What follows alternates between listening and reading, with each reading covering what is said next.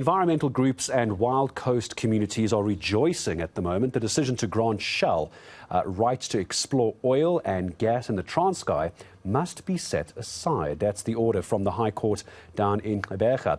The High Court says Shell's right to seismically blast the wild coast was granted unlawfully. Well, let's get the reaction then from Lwazi Ntombela from the South African Youth Economic Council. Mr. Ntombela, good afternoon to you. I appreciate your time in speaking to us.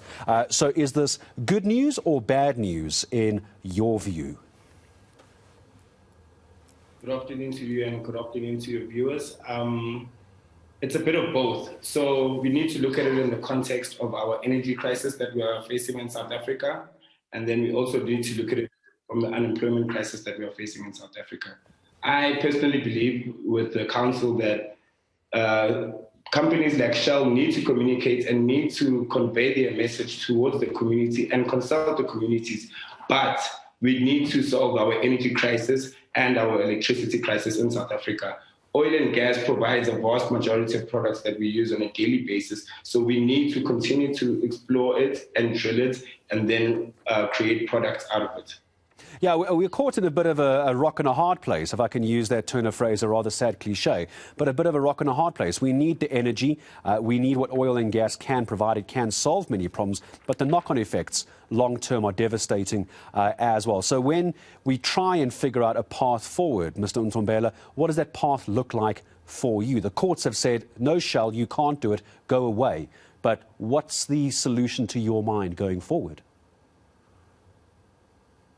Thank you. If you look at the court judgment today, the courts didn't say that Shell shouldn't explore or do seismic surveys. They said they need to go back and consult the communities. So that's the first thing that Shell needs to do. It needs to devise a plan on how they're going to consult communities and consult them efficiently so that communities can understand the benefits and the cons of oil and gas seismic drilling or creating products out of it. So the first thing that we need to do, and we need to encourage it as South Africa, that we need to consult our communities because there are fishing communities that are operating in that area and they are living off that fish that they are selling. But we need to focus on how do we upskill the fishermen and how do we then continue drilling for oil and gas to create a sustainable future. A sustainable future, for the planet as well. But I mean, I would agree with you that by involving communities, it's an unknown factor at this point. How many spin-off jobs, how many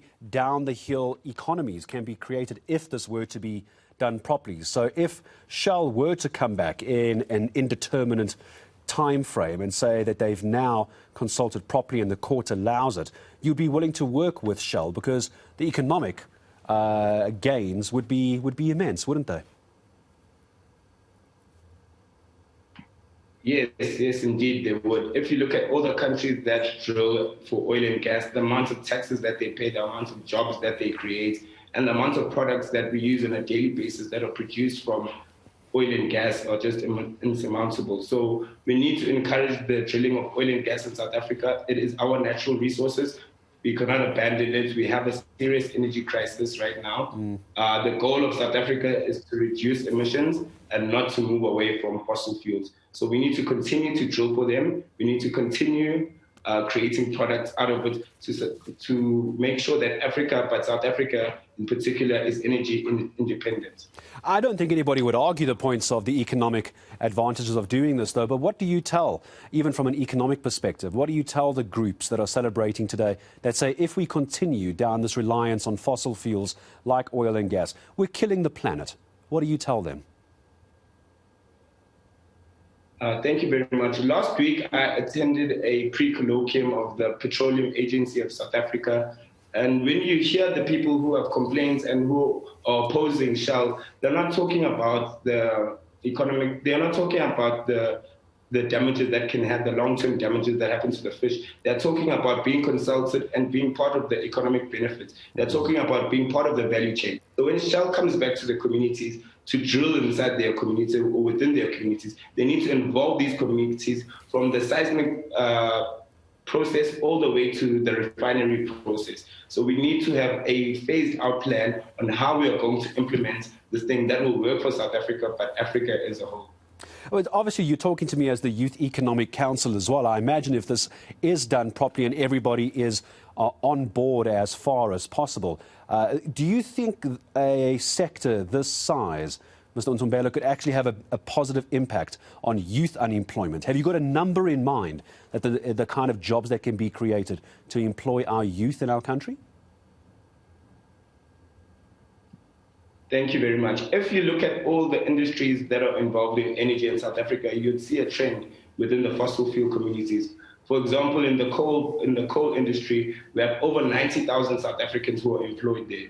In the renewables industry, we don't have a figure, it's less than 5,000, and they're all office workers. If you look at other countries that implement oil and gas industries, for example, in Russia, over 250,000 people are employed by oil and gas companies, whether state-owned or privately owned. So from that example alone, you can easily see that so many South Africans, especially young South Africans, can be equipped, because the consultation process must also provide a plan on how they're going to equip the communities so that they can provide the essential services needed for oil and gas production. So yes, indeed, we can, the youth will be involved, the youth will be employed in these processes. So as the South African Youth Economic Council, you're looking at the economy of the youth. Do you have any space in your council for looking at the green economy and saving our planet?